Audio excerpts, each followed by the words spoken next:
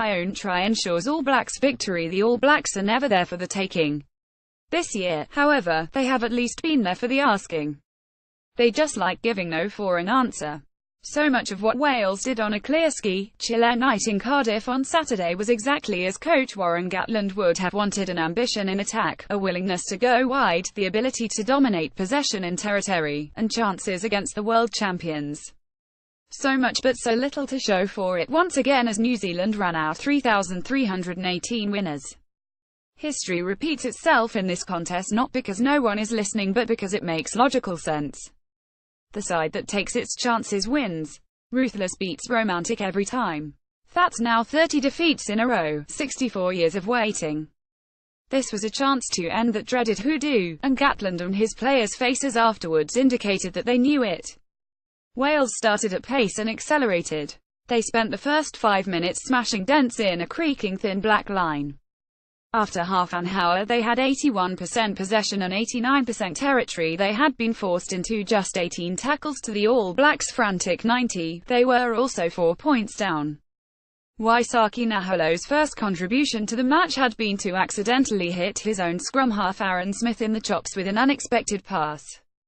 Their next combination was as clinical as it had been comical: Smith running onto Rico Ioane's initial break, weaving inside and then out, finding his winger with a perfect pass, and the big man leaping to touchdown only handed inside the corner flag in routinely spectacular fashion.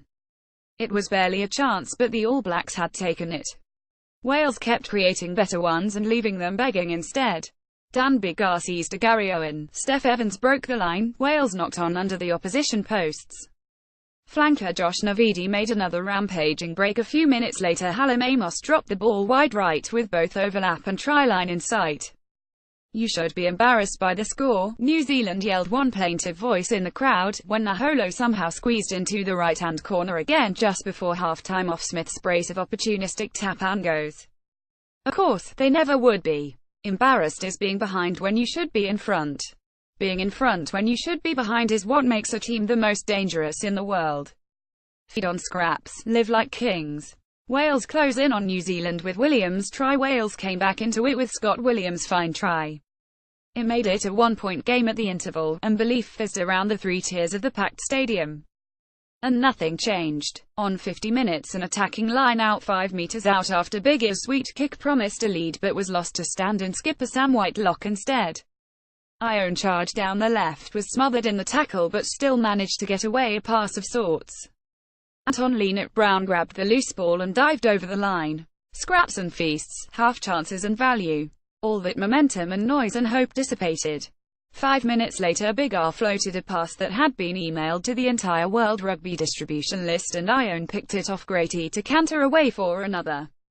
Once again Wales narrowed the margin, Gareth Davies going blindside off a scrum, and once again New Zealand stretched away, down to 14 after Whitelock's yellow card, yet winning a free kick against a strength scrum, running a slick attacking move at breathless pace to put Iron away again off DJ Perinara's defence-sucking dummy run.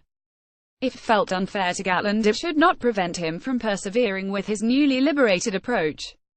Gareth Davies scores to give Wales hope. The great survivor plays familiar game in author of Wales' old Kiwi coaches, Sir Graham Henry, was briefly known in these parts as the Great Redeemer. After a decade in charge, Gatland has become the great survivor, and like all effective long-term coaches he understands that familiar tactics are likely to yield diminishing returns. This was not the mythical Warren Ball of old. It was not even the heavily amended version we saw with the Lions last summer, with two playmakers to go with the direct runners, breakdown warriors and in-your-face defense. It was two playmakers and a whole heap of runners, and if the intent was too seldom matched by execution, the return of Gatland's missing kingpins could put that right. Lee Halfpenny spun and burrowed out of as many tackles as he could, but a part of you wondered every time what the injured Liam Williams might have done with the same opportunities, just as the power and pace of George North and the strength and guile of Jonathan Davies could have tipped the balance too.